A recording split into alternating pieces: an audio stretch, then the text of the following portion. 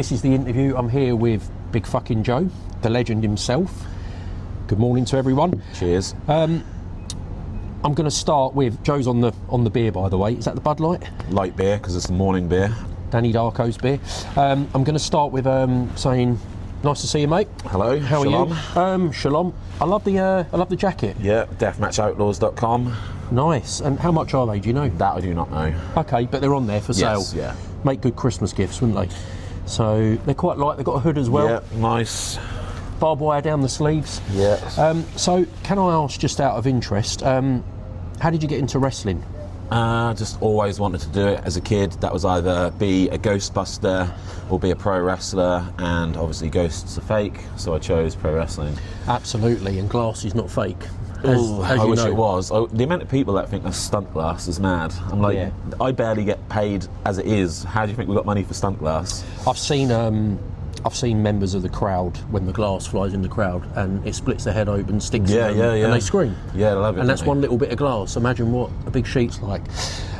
So, growing up, before you got into wrestling, what was you doing with yourself? Was you involved in much? Any hobbies? I was just a fat kid, just a fat nerdy kid. I always knew I wanted to be a wrestler, to be honest. So like even when I was a fat kid, I took karate, judo, anything I could to like get closer. So you've done that as well? Yeah, anything, because obviously there's no pro wrestling classes like when I was a young kid anyway. So it's just do anything I can to get closer to being a pro wrestler. And then I just knew when I was 18, I'd lose all the weight and then find a wrestling gym, and that's just what happened. So can I ask, just out of interest, with the martial arts stuff, how long did you do all that for? A while. Judo, I did a fair bit. Karate, stupidly, I got to brown belt and then quit. You done all right then? Yeah, I got to brown belt. I should have really, eked it out and got the black belt, but... Yeah. I was speaking to Alton Thorne the other day, and he was a national champion judo. Yeah. And you look at people like Lou, Brett, their backgrounds as well with mixed martial arts. A lot of you seem to have that, which is quite good. Do you think it helps? Yeah, it definitely helps. It toughens you up, doesn't it? Gives you a bit of discipline and stuff. And I think just so many people nowadays, they go straight into wrestling school with no physical exertion done prior to that. Do you know what I mean? And they just think it's going to be a cakewalk. So it does help. Yeah. So growing up, who were the three wrestlers that you absolutely loved? Who did you idolise? I was always like Power and Pain. So I like the over the top, like Ultimate Warrior, Sting. They were my two favourites. Legends, yeah. Hogan, yeah. That was, I'd say that if I had to pick three, that would be the three. As a kid. Yeah. As a kid. It soon changed when I got to a 10, 11. Became a bit of a super smart mark, nerdy wrestling fan. Was there any wrestlers growing up that you were scared of? No, not no really. One that sort of put the fear up you? No, I was always pretty boring. I hated supernatural gimmicks and stuff. I hated The Undertaker, hated Papa Shango. Not because they were bad wrestlers, just because it's just too much. It's too much. Yeah, weren't your thing. Yeah. Yeah, I always thought Papa Shango. I thought when he came out, his eyes were quite fearful, But I see where you're going with that, and I see why you've picked the three you've picked, and they're all legends. Yeah, Sting was the one for me because it was WCW on ITV, wasn't it, before the 18? So it was always watch the 18, watch WCW. Yeah, I remember watching WCW. I think it was on Sundays. Yeah, it was. Yeah. Yeah, because we couldn't afford about 2 or 3 o'clock in the afternoon. That's I remember. It. Yeah. Well, we couldn't afford Sky. Danny was talking about this before, and my parents couldn't afford Sky. And I used to go around to friends on a Friday night and watch WWF back then. Yeah. Oh, awesome. Yeah. The good days. Raw on Sky Sports 1. There you go. So, another question I've got for you is, out of all the people you've wrestled in the indie world and then the deathmatch world, who are the two that you've wrestled that you've been impressed with? Impressed? That's a tricky one. Yeah, sort of like as wrestlers, all-round package. Necro Butcher's a dude. That was an interesting one. Of course. Because the first time I worked him, it was just like, we're just going to throw punches and that's it. He hits, don't he, quite hard? The first time I wrestled him was the hardest punch I've ever had in real life or wrestling was Necro Butcher. Split my nose, broke my nose, split my eyebrow. But then the second time I wrestled him at Tournament of Death was like wrestling Johnny Storm. It was like you couldn't feel it. Oh, right. Yeah, so I think like with Necro you kind of have to earn it a bit. You've got to earn the respect. Yeah, so that was an interesting one. Yeah. I don't really know, like on that. It's a hard one to answer. I think people, from what I've gathered, people like Necro, Mickey Knuckles, they've all, the wrestling academies they went through were quite hard, weren't they? Yeah. for sure. Like, it's definitely not for everyone. And No. I do believe there's a time and place as well. There's a time and place to like really beat the shit out of each other. And then if it's like a tin pot or a small show that's not recorded, then obviously you're going to kill each other. Yeah, and the thing, like again, like Necro's been out in front of tons and tons of fans before, or he'll turn up to a show with 50 fans. He always puts on a show, don't he? He does. Same as Mickey, so that's interesting. Is there anyone in the deathmatch world that you want to wrestle that you haven't wrestled? The only one for me to really need to wrestle now is Nick Gage, right? That's the white whale now, because I've done everything. I've done like Matrimon, Masada, Necro Butcher, all the kings of like the genre I've worked. You've worked them all. Just need Nick Gage. Yeah. So can I ask as well? This is one that Tournament of Death 2023 winner. Yeah. So tell me about that. How did that come about? That was cool. That was like a full circle moment, for me.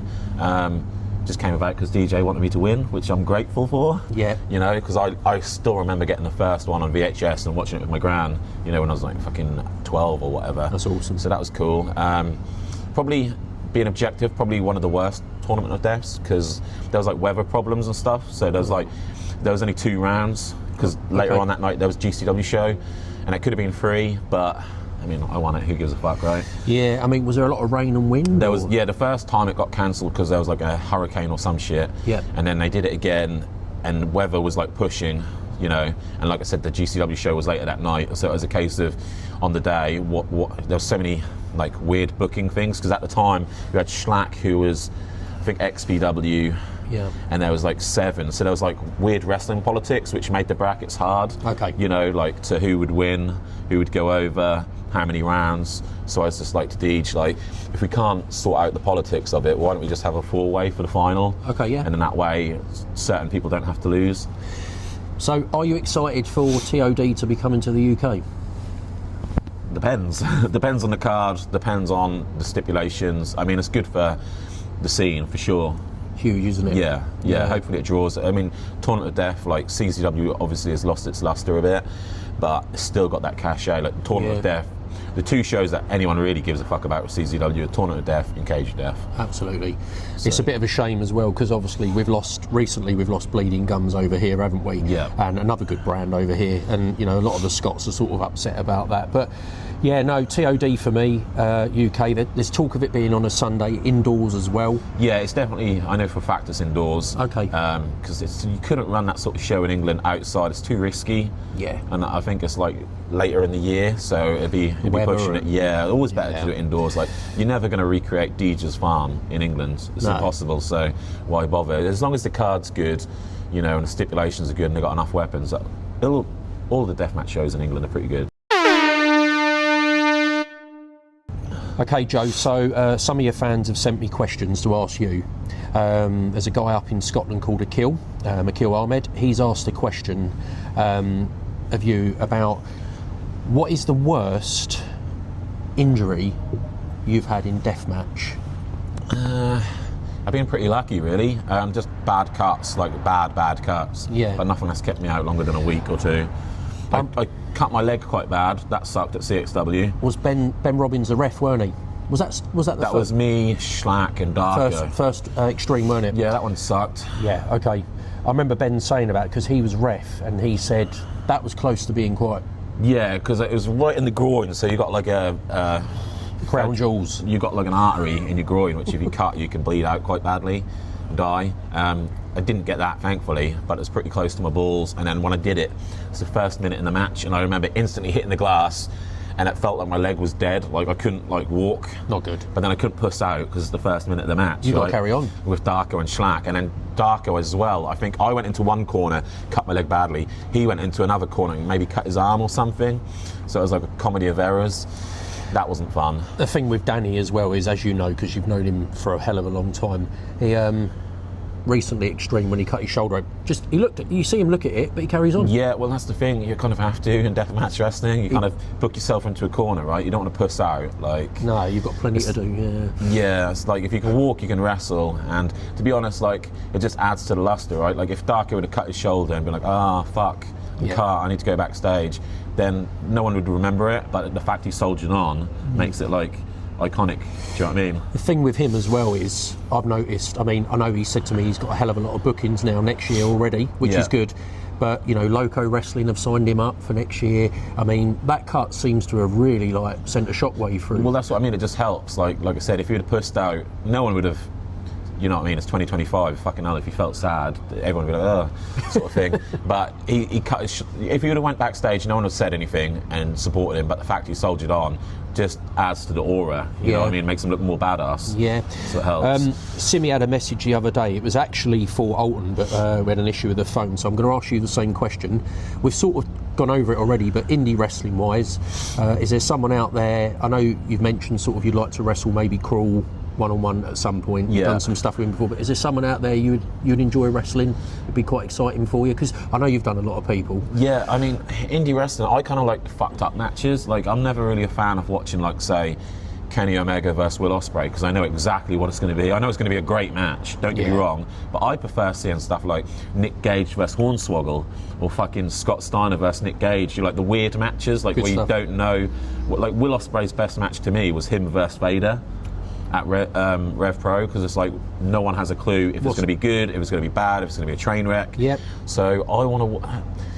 Probably fucking Hornswoggle, actually. I did a little bit with him in BZW in France, and I think it's just such a mad visual. Yeah, fuck it, Hornswoggle, I'd say. Something like that. Something interesting. I mean, for me personally, in the deathmatch scene, I'm hoping at some point I can see JJ Escobar over here. Yeah. Just, you know, if it's a one-off, that'd be great. Maybe Dmitry Alexandrov. So people like that, I think, have got a lot of talent and a lot to bring over here. Will bring their sort of energy. But I don't know, like yourself, like you've wrestled pretty much everyone, ain't you? I've pretty much wrestled everyone in the deathmatch genre, sort of thing. So, look, yeah, for me, something interesting, something weird. You know, maybe it's like a weird, like, to tick it off the list. I've wrestled him in a freeway, but like something like Tommy Dreamer, where I know it's going to just be fun. Like, I got to wrestle Rhino, which was cool. Rhino was awesome at WAW. Yeah. I mean, I'd like it under better circumstances, but yeah, I'd say Tommy Dreamer or Hornswoggle or just something different. You know, something that could be fun, not too stressful. I'm going to ask you this question because I've not met him face to face yet. What's Shlak like as a person? Oh, Shlak's a dude. He's a fucking dude. Of course he is. Man, like, I don't think anyone has a bad word to say about Shlak. Yeah. So he's cool. What's he like to wrestle in the ring? Is he tough?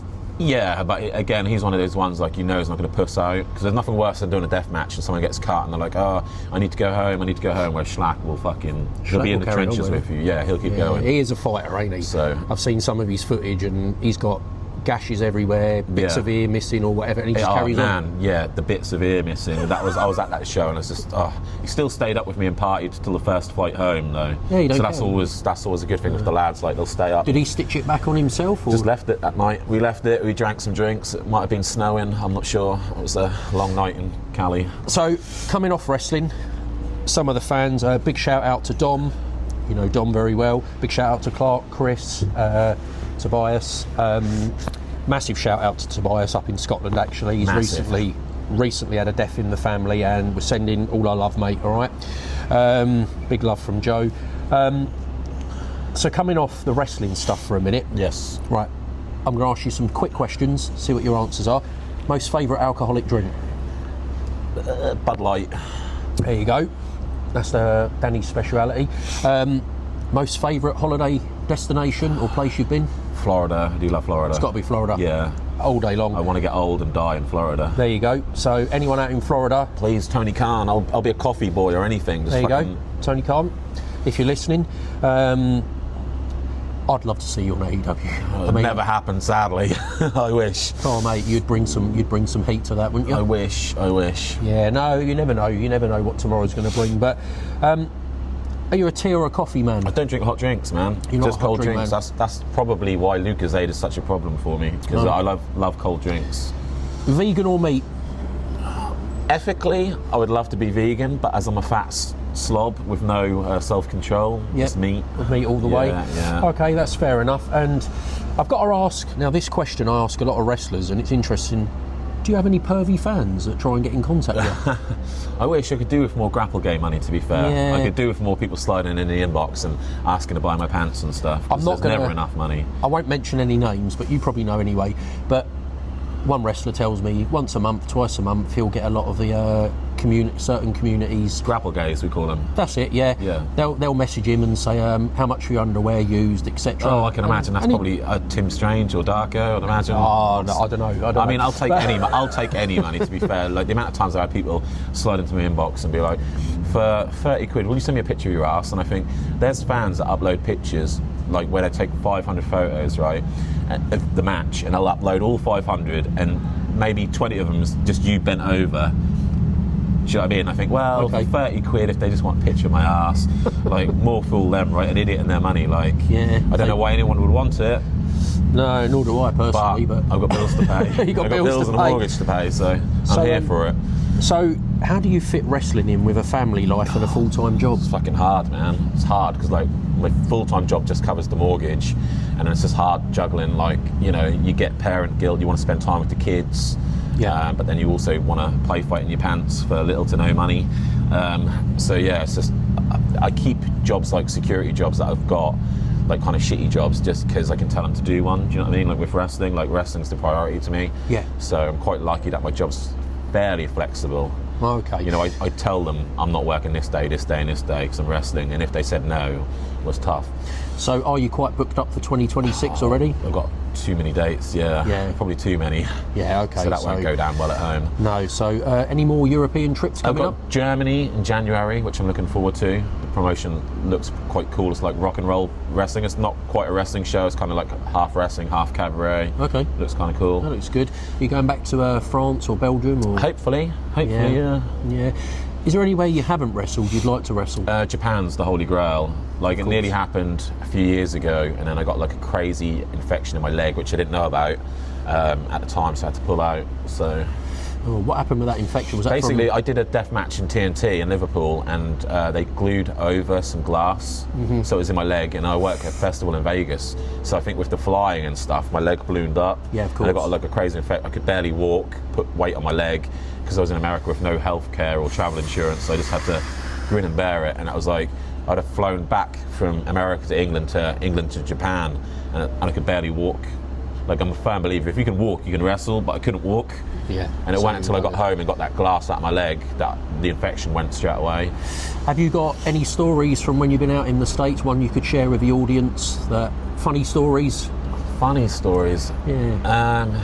Any memories that still make you laugh? There was a crazy, like, we just had some funny, like, after parties and stuff. Like, we had an after party at XPW, and there must have been about 30, 40 people all in one room. And Rob Black got a massive fine because the guy, the person that ran the hotel was like, oh, we found blood on the bed. And Rob Black's like, well, yeah, you can't fine me for a woman being on her period. And it's like, yeah, but we found blood on the walls. And he's like, oh, no. And it's like, we found, 300 beer cans. Oh, no. Oh, we found a massive metal tray with cocaine residue on it. Oh, like, shit. So it just got worse and worse and worse and worse and worse. So that was a crazy night. But Rob Black's got the money, so. All right, he's wealthy enough to deal with that. Yeah, that's not good, is it? Because, he's pretty rock and roll, though. Well, out in America, they take things serious, don't they? I mean, when they say put your credit card down as your safety net, they're serious. They will strip that credit card. Of course, and that was a good one. There's just loads of times, like, me and Lou went to a petrol station, and there was no one there. Like, there was literally no one there. Oh, right. Like, do we help ourselves? Do we put money behind the counter? Where was this? Shot. What part of the States? California. Oh, right. Yeah. Yeah, you don't want to get shot. Yeah, we didn't know if they'd been held up and stuff. Like, all these hard wrestlers creeping around this petrol station, That was fun. How do the American fans treat you when you get over there? The American fans are super cool. Yeah. Like, I think it helps. Like, any time an American comes to England, even if they're the shittest fucking wrestler in the world, they get treated better than they would in their own country, don't they? It's like, okay. do you know what I mean? Like, I can go to America and I could be on with the best person in the world, but they kind of like treat you nicer because you're what they don't have, sort of thing. So it's quite. I see where you're going with that, because we sort of respect the people that make the effort to make the trip over. you know? Like sometimes there'll be people that come over to England and they're awful wrestlers, but they'll get like, the carpets rolled out for them because it's like, oh, the Americans here. Yeah, I recently fought with Mickey Knuckles. Now she's an absolute legend. So there's she's a top wrestler. But when she came over, when we had a little chat on the interview, she said like, my shoulder's been in bits for ages. But I just have to get on with it because it's her living and she's got entertainment to do. Yeah, she's lucky in the fact that in America you can actually live off wrestling. It's so much easier than in England, you know. Blueshy recently said to me when she was out in Japan, she said wrestling out there is 7 nights a week. Yeah, you can live off that. It's a full-time job. Yeah. You know, and she said they're hardcore fans. Like, they go to everything. It sells out everywhere out there. So quite interesting, that different experiences. So I think the thing is, in England, like, you can do a show and then you can do a show the next day. It might only be 3 hours up the map and you might get a similar crowd. But in America, you could do, say, LA sells $700-800 worth of merch. The next day be in Texas and do that all again. Whereas in England, you might sell 40 quid worth of merch, wrestle 3 hours down the road and only sell 6. Do you know what I mean? Because it's the same fan base. Yeah, it's harder. I hear what you're saying. All right, Joe, I'm gonna. Is there anything you'd like to add about merch or anything? Or? Yeah, support me at bigfknjoe.com or support the boys at deathmatchoutlaws.com. All the money they make goes back into the scene, which is really noble of them because they do so much hard work. They deserve at least a fucking pizza. But yeah, and thank you for supporting the scene and coming out to shows and watching this video. And just remember, Joe's got kids to feed. I've got kids. So go and buy his merch. All right? Take care, guys. Thanks a lot. Guys, this is the new DMO Team Windbreaker jacket. You can get this from deathmatchoutlaws.com for £45. Get them while you can.